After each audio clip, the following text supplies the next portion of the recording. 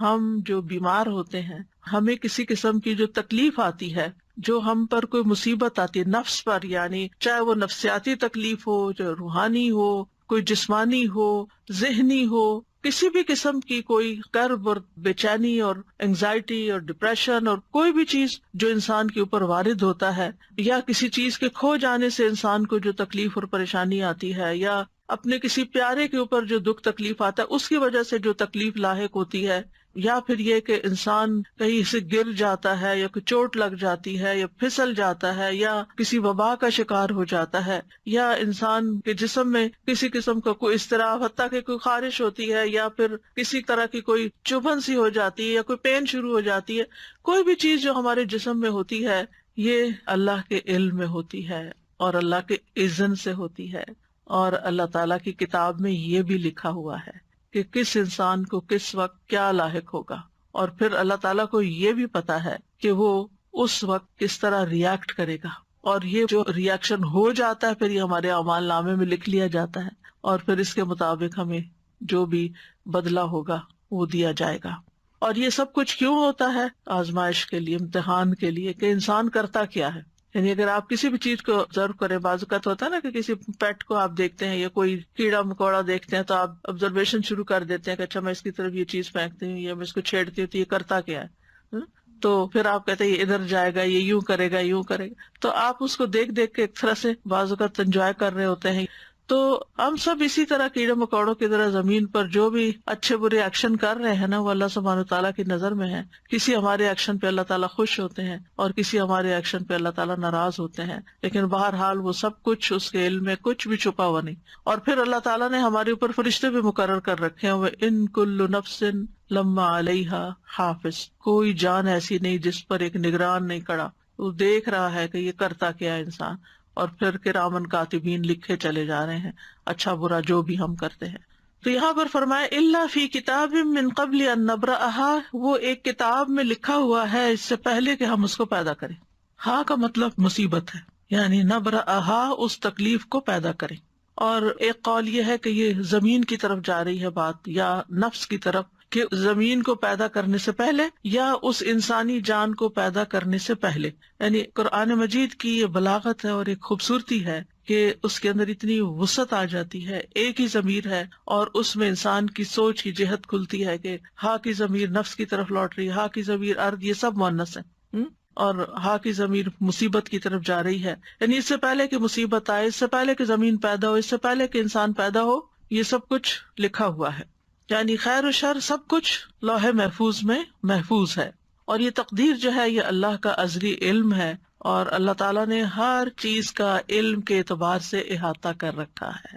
کوئی چیز بھی اللہ کے علم سے باہر نہیں۔ وَأَنَّ اللَّهَ قَدْ أَحَاطَ بِكُلِّ شَيْءٍ عِلْمًا۔ اب آپ جب بیمار ہوتے ہیں، پریشان ہوتے ہیں، تو آپ اللہ تعالیٰ سے اپنی حالت کا واسطہ دے کے بھی دعا کر سکتے کہ یا اللہ تجھے تو پہلے سے ہی پتا ہے کہ میرے اوپر کیا آنا ہے، اور تجھے تو پہلے سے ہی پتا ہے کہ میں کتنی کمزور ہوں، اور تو میرے حال کو جانتا ہے، اور تو میری تکلیف کو جانتا ہے، تو مجھ پہ رحم فرما۔ یعنی اللہ تعالیٰ سے انسان اس طریقے سے بھی دعا کر سکتا ہے، یعنی اللہ تعالیٰ کی صفت علم کا واسطہ دے کر، کیونکہ قرآن مجید میں آتا ہے وَلِلَّهِ الْأَسْمَاءُ الْحُسْنَىٰ فَادْعُوهُ بِهَا، تو ہمیں اللہ تعالیٰ کی اسماء و صفات کا واسطہ اور وسیلہ دے کر بھی اللہ تعالیٰ سے دعا کرنی چاہیے، جیسے انی مسنی الضر وانت ارحم الراحمین۔ بس اللہ تعالیٰ کی رحمت کی بات کر دی، اللہ تعالیٰ کی اس صفت کی بات کر دی کہ آپ تو بہت زیادہ رحم فرمانے والے ہیں۔ یعنی مطلب کیا ہے، اگر کسی کو کہا جائے آپ تو بہت سخی ہیں تو اس کا کیا مطلب ہے کہنے کا؟ یہ تعریف کوئی کیوں کر رہا ہے کسی کی؟ تاکہ وہ اپنی سخاوت کا اظہار کرے۔ تو اسی طرح اللہ تعالیٰ کی صفت رحمت کا جب ذکر کرتے ہیں تو اس کا مطلب یہ ہے کہ آپ تو اس کے مالک ہیں اور آپ کر سکتے ہیں۔ تو یہ چیز اگر انسان اللہ تعالیٰ کے بارے میں سوچے کہ ہر چیز کو جانتا ہے، ہر چیز کو، وَأَنْتَ عَلَّامُ الْغُیُوبِ، میں نہیں جانتا تو جانتا، اور تو علام الغیوب ہے۔ قیامت تک جو کچھ ہونے والا ہے، جب سے پیدا ہوا جب تک ختم ہوگا، سب کچھ اس کے علم ہے۔ وَكُلَّ شَيْءٍ أَحْصَيْنَاهُ فِي إِمَامٍ مُبِينٍ، ایک واضح کتاب میں ایک کھلے رجسٹر میں ریکارڈ رکھا ہوا ہے، اور حدیث سے پتہ چلتا ہے کہ آسمان و زمین کی تخلیق سے 50,000 سال پہلے مخلوقات کی تقدیر لکھی گئی۔ اب آپ سوچئے، جب آپ تقدیر پر ایمان لاتے ہیں، اور تقدیر پر ایمان لانا ضروری ہے، نبی صلی اللہ علیہ وسلم نے فرمایا ہر چیز کی ایک حقیقت ہوتی ہے، اور کوئی شخص اس وقت تک ایمان کی حقیقت کو نہیں پہنچ سکتا جب تک اسے یقین نہ ہو جائے کہ اسے جو چیز پہنچی ہے وہ اس سے خطا نہیں ہو سکتی تھی، اور جو چیز خطا ہو گئی ہے اس سے وہ اسے پہنچ نہیں سکتی تھی۔ اب یہ جو ہمارا ایمان ہے، اس کی بنا پر اگر آپ کو کوئی تکلیف آ جاتی ہے، کوئی بیماری آ جاتی ہے، کوئی چیز چھو جاتی ہے، لگ جاتی ہے، ٹکرا جاتی ہے، کچھ ہو جاتا ہے، تو بجائے غصے میں آنے کے، فرسٹریشن کا شکار ہونے کے، آپ کے چہرے پہ اسمائل بھی آ سکتی، یہ تو ہونا تھا، یہ لکھا ہوا ہے، یہ اپنے وقت پہ پہنچ گیا مجھ تک، اب اللہ ہی اس کو دور کرنے والا ہے۔ جس کے اذن سے یہ تکلیف آئی ہے اسی کے اذن سے شفا ہوگی، جس کے اذن سے یہ مشکل میں مبتلا ہوں وہی اس کو ان یمسسک اللہ بدر فلا کاشف لہ الا ہو، اگر تمہیں کوئی تکلیف پہنچ جاتی ہے تو اس کو اللہ کے سوا کوئی بھی دور نہیں کر سکتا، فلا کاشف لہ الا ہو۔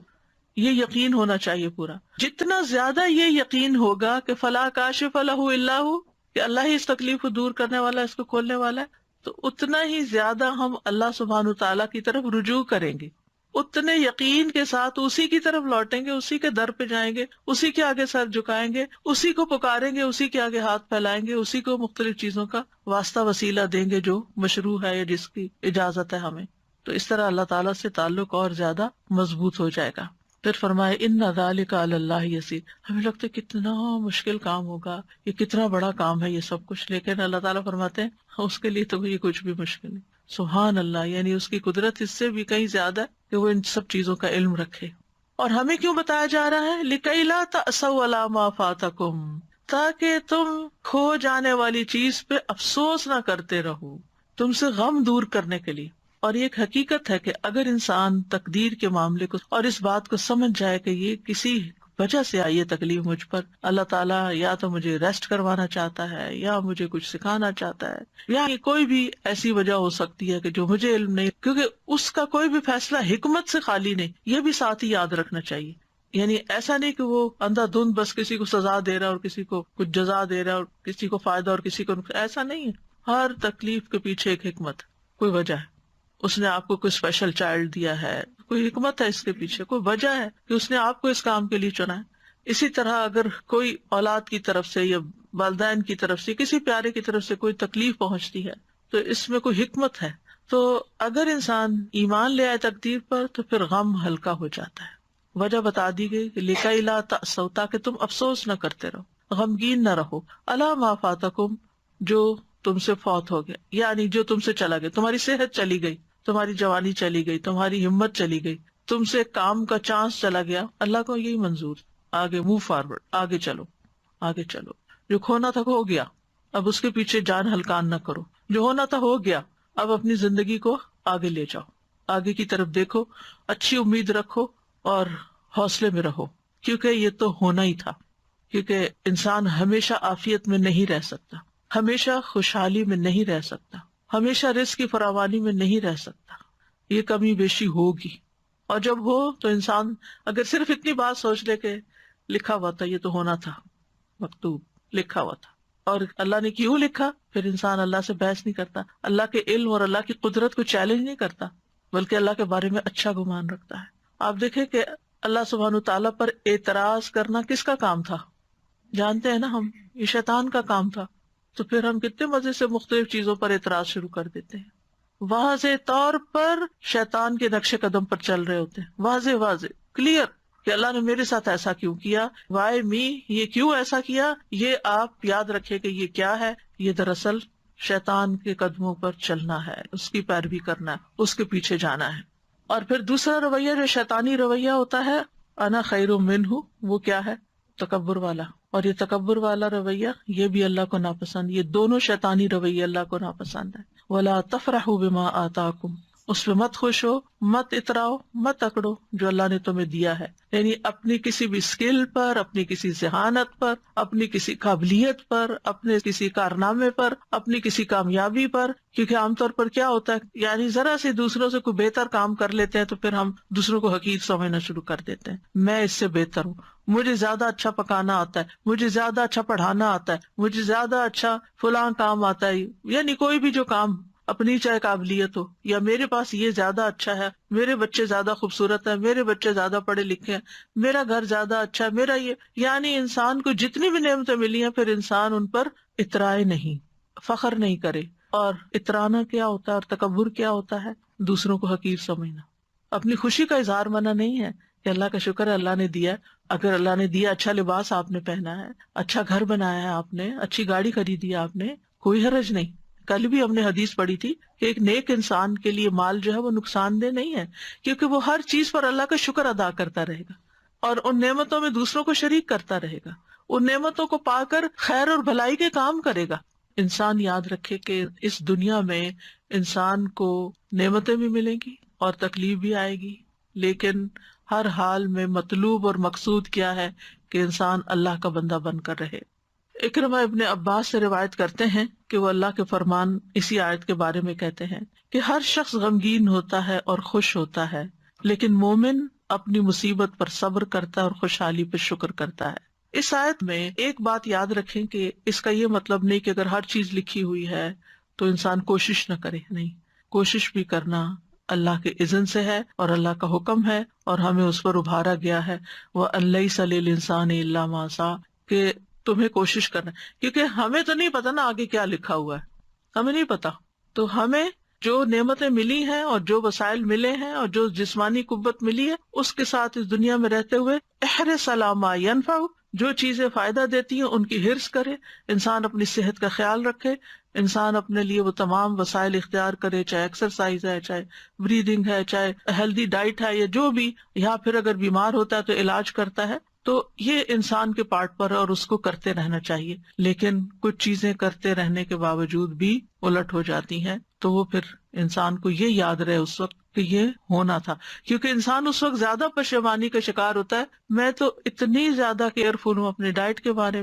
میں نے تو کبھی شوگر استعمال نہیں کی تھی، یہ مجھے یہ بیماری کہاں سے آ گئی، اور یہ نہیں، یہ لکھا تھا. اس کی حکمت اللہ کو پتا ہے کہ اس نے آپ کو یہ بیماری کیوں بھیجی اور اس کے ذریعے آپ کو کیا سکھانا تھا، یا اس کے ذریعے آپ کے کتنے درجات بلند کرنے تھے. تو یہ اللہ تعالیٰ کو پتا ہے. ہمیں کیا کرنا ہے؟ احتیاط بھی برتنی ہے بیماری سے بچنے کے لیے، اور اگر آ جائے تو علاج بھی کرنا ہے، اسباب اختیار کرنے ہیں، لیکن اس سارے آزمائش کے عرصے میں اللہ سے راضی رہنا ہے. واللہ لا يحب كل مختال فخور، اللہ تعالیٰ کسی ایسے بندے کو پسند نہیں کرتا جو اپنے عمل میں غرور کرے اور اپنے قول میں فخریہ زبان استعمال کرے، فخر کرے. یعنی عمل میں ایسا لباس پہنے جو گھسیٹ گھسیٹ کے چلے، یا ایسی چال چلے، اور پھر یہ کہ باتوں میں ایسی ایسی باتیں کرے کہ جو دوسروں کو ہرٹ کرنے والی ہوں، شیخی بگاڑنے والی ہوں. تو بے صبرا کرنے والا غم اور سرکش کرنے والی خوشی جو ہے، ان دونوں کی ممانعت کی گئی ہے. ابو بکر صدیق رضی اللہ عنہ کے پاس جب زیادہ مال لایا گیا، آپ کو معلوم ہے کہ نبی صلی اللہ علیہ وسلم کے زمانے میں فتوحات کا سلسلہ شروع ہو گیا تھا، بہت سی جگہوں سے غنائم وغیرہ آ رہے تھے. حضرت ابو بکر کے زمانے میں اور زیادہ بڑھ گیا، حالانکہ صرف 2 سال ہی تھے. تو جب زیادہ مال آیا آپ کے پاس تو انہوں نے کہا، اے اللہ، ہم طاقت نہیں رکھتے مگر یہ کہ ہم اس بات پر خوش ہوں جو تو نے ہمارے لیے مزین کیا ہے. یعنی ہمیں مال اچھا لگتا ہے، کوئی چیز ملتی ہے تو ہمیں خوشی ہوتی ہے. تو اب یہ ہے کہ کیا وہ بری چیز تھی، یعنی جس کا وہ ذکر کرے؟ نہیں، وہ اس بات کا ذکر کرے کہ اللہ، یہ ہمارے اندر آپ نے رکھ دیا ہے کہ زین للناس حب الشہوات من النساء والبنین والقناطیر المقنطرة، یہ مال کی محبت ہمارے اندر رکھ دی گئی اور ہمیں اس سے خوشی بھی ہوتی ہے. تو مطلب یہ ہے کہ اس سے مراد وہ خوشی ہے، اس طرح خوش ہونا منع ہے کہ جو انسان کو تکبر اور سرکشی کی طرف لے جائے. ورنہ مال کے ملنے پر، نعمت کے ملنے پر، اپنی پسند کی چیز ملنے پر انسان کو کبھی بھی غمگین نہیں ہونا چاہیے، بلکہ خوش ہونا چاہیے. اور یہ خوشی کرنا کوئی بری بات نہیں ہے، یعنی خوشی کے موقع پر خوش ہونا، اس میں کوئی برائی نہیں ہے. کیونکہ کچھ لوگ ایسے ہوتے ہیں ہر وقت بس ایک ایسی حالت میں رہتے ہیں کہ نہ کسی خوشی کے موقع پہ خوش ہوتے ہیں، نہ کسی غم کے موقع پہ غمگین ہوتے ہیں، وہ نیک پارسا نہیں. اگر خوشی کی کوئی چیز ہے، کوئی نعمت ملی، خوشی کا اظہار کرے. فاما بنعمت ربک فحدث، بس لمٹ کے اندر، اس سے اوپر نہیں جانا کہ تکبر یا شیخی بگاڑنا شروع ہو جائے یا آپ دوسروں کو نیچا کرنا شروع کر دیں. یہ نہیں ہونا چاہیے.